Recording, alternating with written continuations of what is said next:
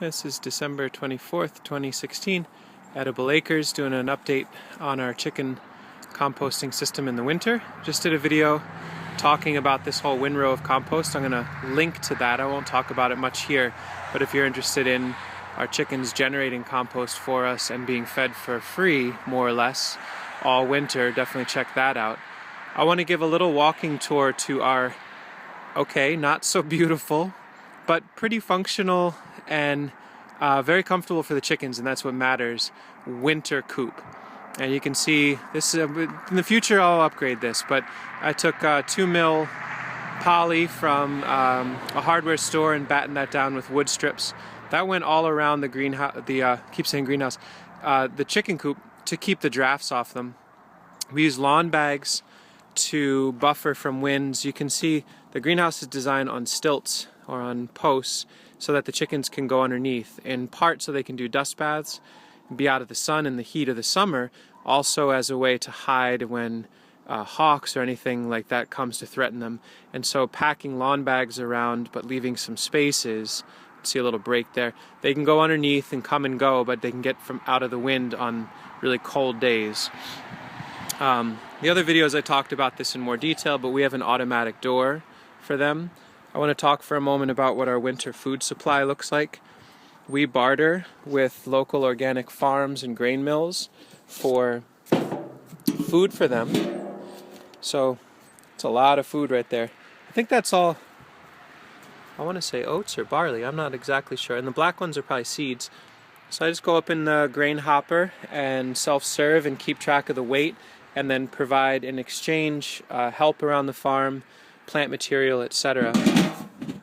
And each one of these has different stuff in them. So we've got, here's one that's all soy, which will soak and sprout and then cook on the wood stove. Soy you really do need to sprout and cook, I think, to make it better for the chickens. Oh, let me get one that's not frozen. Here's one that's the sweepings from a local organic mill, farmer ground flour with corn. It looks like wheat and rye. Then there's barley and dust in there. They love this stuff. So anyway, we've got this mix of dry, rodent protected stuff, and it also acts a little bit as a windbreak to have it flanked here.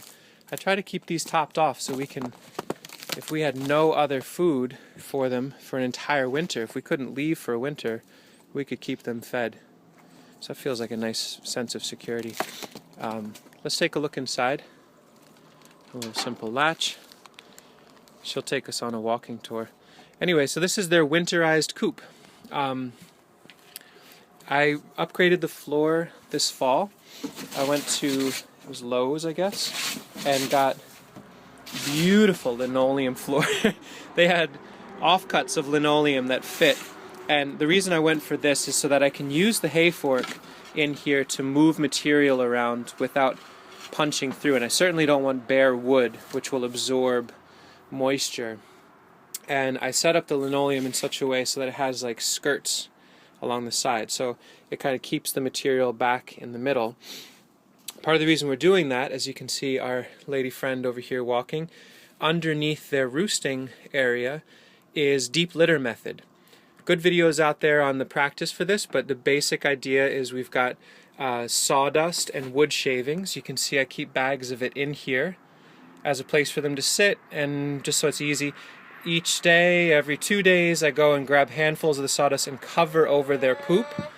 Then every 3 to 4 days I come in with the hay fork and I turn, will you pardon me ever so kindly, I go and turn this material, and that releases heat and ammonia. I do this during the day when they're not in here, and I add a ton of charcoal. I'll make a link to a video on this. We make charcoal in our wood stove, which heats our home and is basically the foundation of biochar. And I mix charcoal dust all through here during the day when the chickens are out. When I turn this, the charcoal absorbs the excess ammonia, any excess smells, and then all that happens is when they're sleeping at night, their own poop radiates warmth up into them. So they get basically bottom heat for free by managing their shit. And that heat isn't allowed to escape very easily because of this blanket fort. Go to Salvation Army, picked up a couple blankets, $2 a piece, whatever, and just batten them in. And so now there's this nice insulating shroud that goes over them. There's enough headspace, the birds are only this tall.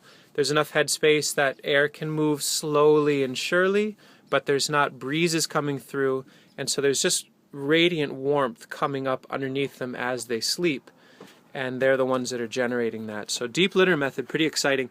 I'll keep building this all winter, and then in the spring we'll just sweep out every last fleck of it. We'll compost it hot and use it in our garden, and we'll start again. Make sure we've got some treats for them before they come out in the mornings. This is a fun new thing we've been making. We have access to beef suet, local pastured beef suet. So we've been making tallow, and we're going to start making soap. But the leftovers is this fat, and so I'll pour this hot fat over a bowl of all sorts of grains, and I put a couple sticks in it. And now we got these monster utility suet blocks. This will keep them fed for days and days. Fat and grains, kicking it in the coop. Then we also have bags of frozen greens. Since the world is frozen right now, it's winter, I can periodically come in and grab them some fresh rutabaga and cabbage green, fresh to them. And this will thaw out in the space. So we leave that on the floor for those days that are just too cold, too snowy for them to leave. They've got their simple nesting boxes. We've switched over to laundry baskets and milk crates. Our chickens tend to go broody, and so in the spring we'll be able to move them out and put them in separate areas so they can brood their young elsewhere. Not very elegant, but it works. And then we've got this light on a timer. We keep slowly increasing the time of the light each day to help promote them laying more eggs. We've not been getting a ton of eggs. These are third-year birds, but we'll see if we can get a little more out of them, but I don't want to push too hard. And then we've got a thermo brick that allows electricity to flow when it's below 34 Fahrenheit, I believe, and that's hooked up to an insulated and grounded dog bowl waterer, which is underneath our watering can. So down to single digits, this will always be water. It's not very high draw, it's like 12 watts or something. So we keep this topped off, tiny bit of apple cider vinegar, and then this is all flanked in insulation brick to kind of keep the heat in and to keep this thawed out. If we get down into single digits or negative Fahrenheit, I'm certainly going to come out every morning with hot water just to be sure they have it. But this keeps us so we don't have to do that every day, most cold nights. And then with another block timer, it's able to trigger the door to open and close in the morning and night. So in some ways, this is like a self-serve automated chicken coop. Of course, we check it every day. But if we are out late at night or we don't want to get up first thing in the morning, most days, average days, this coop takes care of itself, which is really nice. My wife, of course, took some time and added some beautiful artwork for the hens to look at while they lay their eggs. It's a really fun touch. We're both big fans of clay. And this coop was designed to be very ventilated in the summer months, just to make sure they never overheat. And so there's soffits in here that allow a ton of air through. Simple solution, just pack the hell out of it with leaves. So every time I come in when it's real cold, I look for drafts. This one I'm going to pack at some point. Hasn't gotten cold enough yet. I still want good air exchange in here. I don't want it to get stuffy or ammonia. If we're going to be doing deep litter, I definitely don't want to seal them in this, right? So I'm just keeping the drafts off for the most part. Very simple system. Pretty passive for the most part. I mean, there's electricity in here just to make our lives easier, but it certainly could run without that. And yeah, kind of designing for treats for the coldest days, the suet block to help them out. And the coop is big enough. Our plan will be to add more roosting bars, probably along this eastern wall in the spring, and potentially expand our flock out to 50, maybe even 60 birds, some for meat, more for eggs. And let me come back out. Stick this in the compost. Just give the last overview. There you go. There's our coop. Cost a couple $100 to build.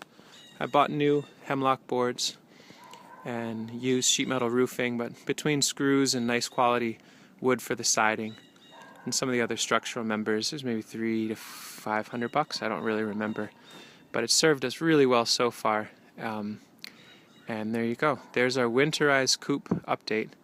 Thank you for watching. Please subscribe if you're interested in seeing a lot more about our chickens, about permaculture concepts, about season extension, nursery work, etc. We'd love to have you check out more things. So have a great winter.